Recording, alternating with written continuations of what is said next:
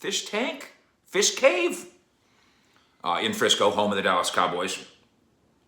If you believe, as I do, that special quarterbacks are rare, rarer than ever, more precious than ever, then you believe, probably traditionally anyway, that we shouldn't be talking about them so frivolously.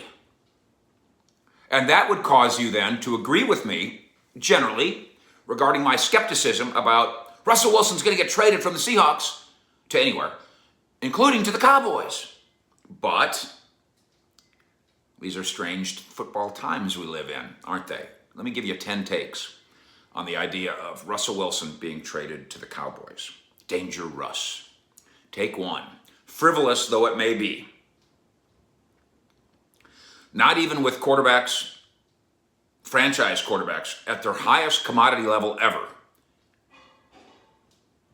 Not even with that happening do we get the slowing down of the quarterback carousel. It's spinning wildly. Horsies are flying off the sides. Maybe Aaron Rodgers started this with his post-playoff pout. Maybe Matthew Stafford continued it by engineering his way out of a bad situation into a good one.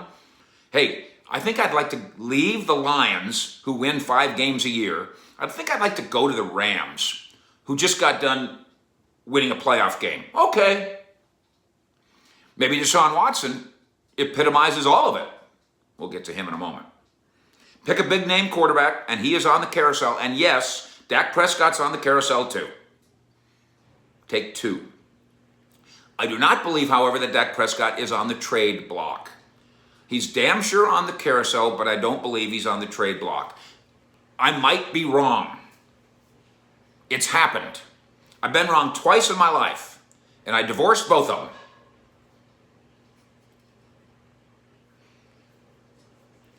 Negotiation table inactivity helps the carousel spin as it involves Dak. Then we got the hype video crap. Spin, spin, spin.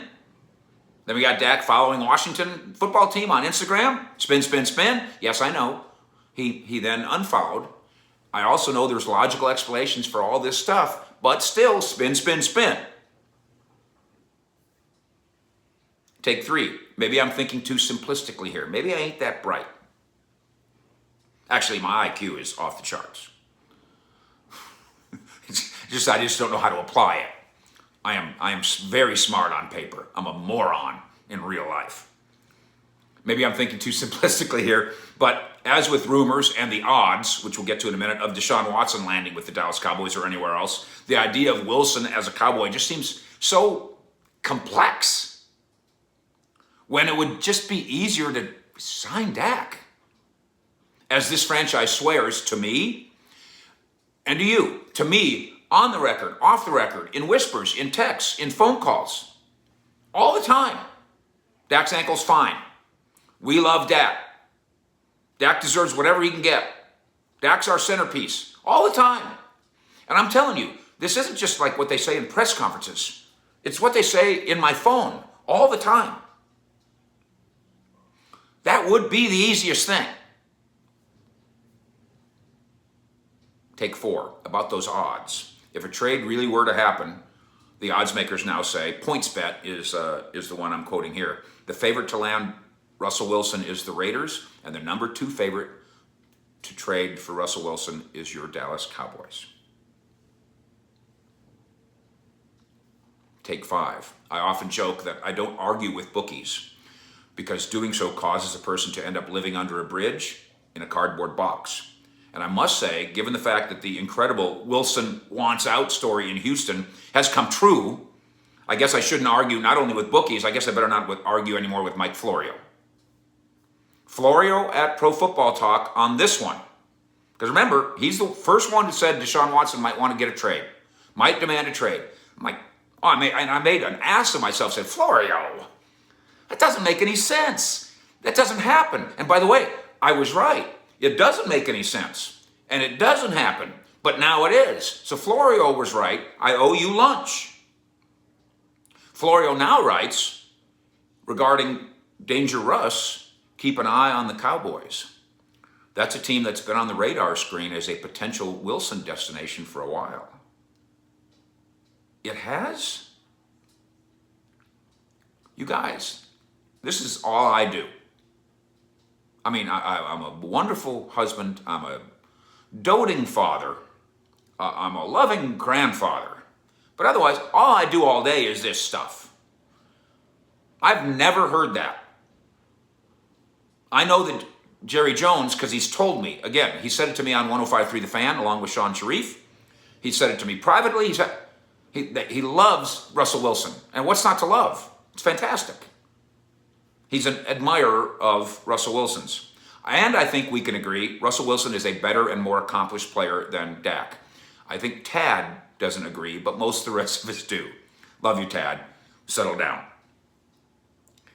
But I'll honestly tell you, in my coverage of the Cowboys, which I do 20 hours a day, it has never occurred to me that Dallas has a secret plot to dump Dak and get Russell Wilson, and that it's been in play for years, the way Florio is suggesting. I'm not saying Florio is wrong. I will never again say Florio is wrong. Take 6. The finances involved in this idea are messy. The Seahawks would have to eat a fortune, and Dallas, under Wilson's present contract, would have cap charges of $32 million, $37 million, and $39 million over the next 3 years. Additionally, by the way, while that's not crippling, 32, 37, 39. But given the climate and the carousel, here's betting that Russell Wilson, if he really does escape Seattle, why do you want to escape Seattle again? I'll get to that in a minute. He would demand a raise from his new employer, Dallas, whoever, because that's what everybody's doing. That's the climate. That's the carousel. Take 7, and one more thing. The Cowboys would have to trade for Wilson.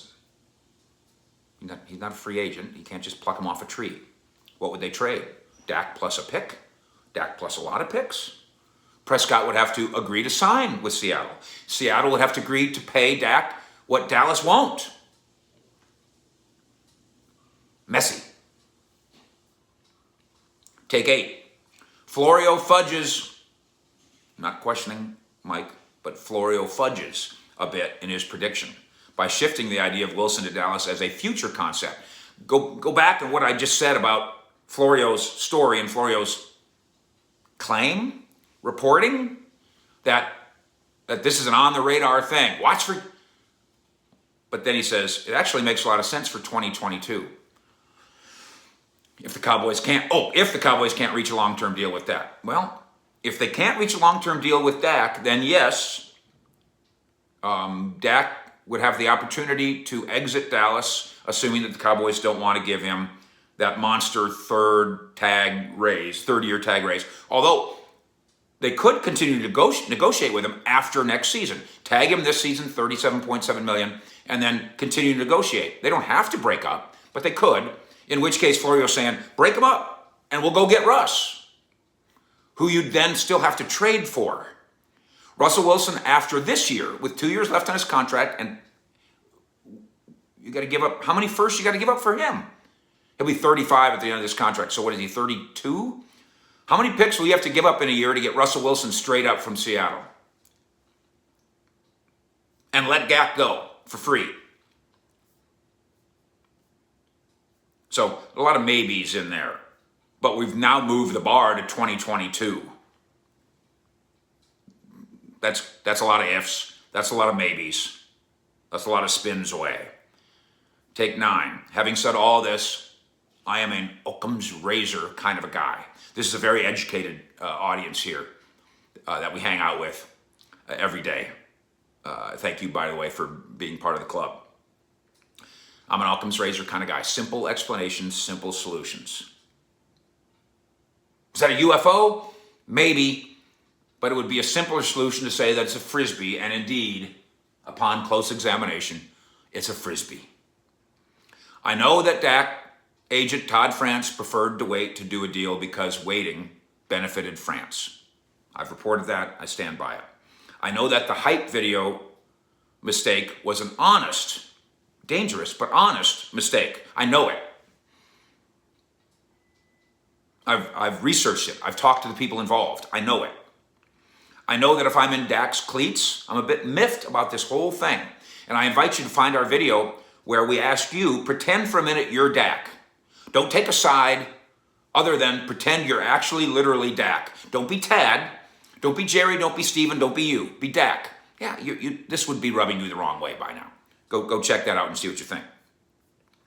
I know that Jerry loves Wilson, but that's different than coveting Wilson. And I know, pending proof of a new contract, that the Joneses love Dak too. Take 10, the final word. Wilson's upset with the Seahawks for not giving him more help. His position does not seem unfair. But how does him engineering his way out of Seattle? The last 8 years in Seattle, they've got 8 winning seasons. Their record is 98-45, and last year they won 12 games. They win 11 games every year for the last 8 years. How is leaving there and coming to a Dallas team that went 6-10 better? Dallas in the last 2 years is 14-18. Dallas wins 7 games a year. Seattle wins 11 games a year. And this is better? A lot is being made, and Russell said it himself. I get knocked around a lot, I get sacked a lot. He got sacked 48 times last year in Seattle. Tough. I watched a lot of Deshaun Watson. I think he got sacked 49. That's a lot. You know how many times Dallas quarterbacks were sacked in 2020? That would be 44. Cowboys quarterbacks got sacked basically the same number of times that Russell Wilson did. So coming to Dallas would save you? Yeah, a healthy offensive line might. Get Tyron back, assuming he wants to be back. Zach Martin will be back, not a problem. Lyle Collins will be back, should not be a problem. So that can be fixed. But Seattle can fix things too. Seattle's front office, by the way, fixes things. They reload every year. They're good every year. You sure you want to get out of that? So I'm not betting on Russell Wilson coming to the Dallas Cowboys, but given this offseason's quarterback carousel, spinning so quickly that horsies are flying off, guess I'm not laughing at it either. Fish, out.